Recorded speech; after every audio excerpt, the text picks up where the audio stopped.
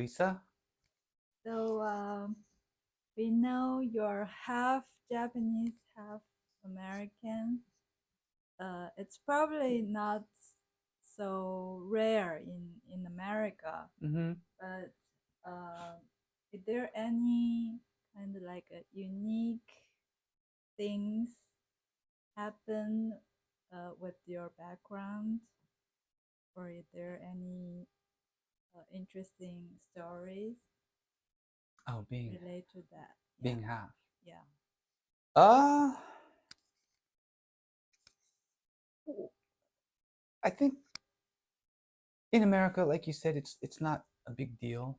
Mm-hmm. Because most people are half or one third or one fourth or 1/10, 1 millionth. Everyone's got Mix. really a lot of mixed blood. Mm-hmm. Not to say Japanese people don't have mixed blood, but it's not as common. So, going back to the subject, in America, no, Mm-hmm. nothing special. Mm-hmm. What about in Japan? In in Japan, being half, since I wasn't living my life with Japanese companies and things like that, I was always in this kind of a foreigner world. Yeah, nothing special. Most people didn't know I was half. Mm-hmm. When I go to the shops, some people kind of think I'm half, but they think I'm Japanese or they think I'm foreigner. So it's when you start speaking the language, then people kind of figure out what's going on. Mm-hmm. Yeah. So there's nothing special about that. Or how about being half in Japan? I mean, Well, I think if I went to a Japanese school, for example, mm-hmm. it's different. Oh, he's half. That kind of thing happens in schools.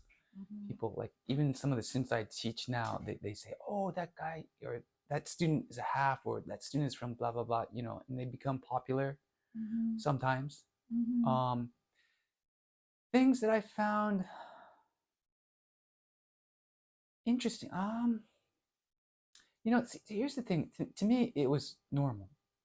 Mm-hmm. Being half was normal. My relatives in Japan, we talked in Japanese. It's normal.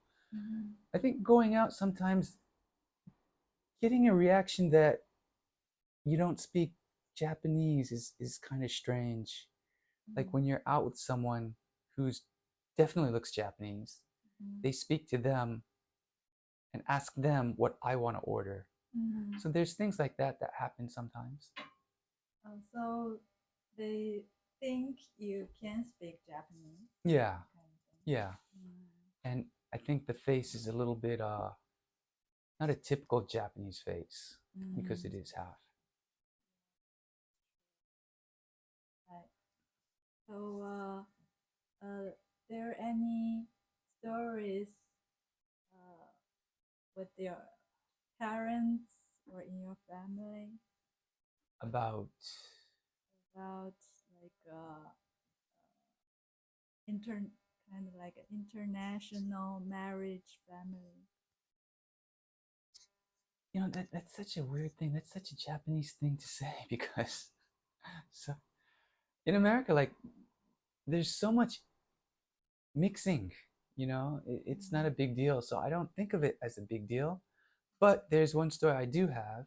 Mm-hmm. When my mother got married to my father, Mm-hmm. the story was that my mother's father, my grandfather, Mm-hmm.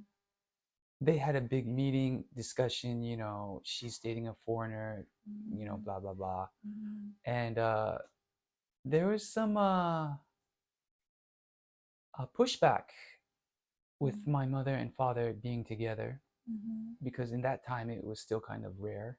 Mm-hmm. And it was my grandfather who actually said, "Sure, why not?" Mm-hmm. So I think he set the tone where international is good.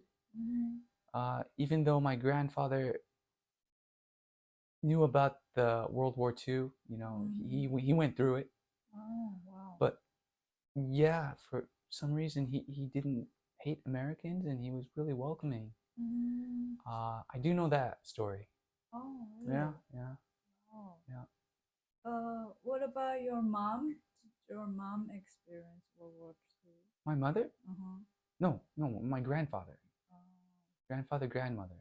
Oh. Yeah, my mother knows they were born after World War II. Mm. Or It's a long time yeah, ago. just yeah. Interesting. Any other stories? Wow, I can't think of any right now. Oh, Yeah. yeah. Okay, maybe talk about it when you think of. Sure, sure. Okay. Thank you for today. Okay, thank you. Bye. Goodbye.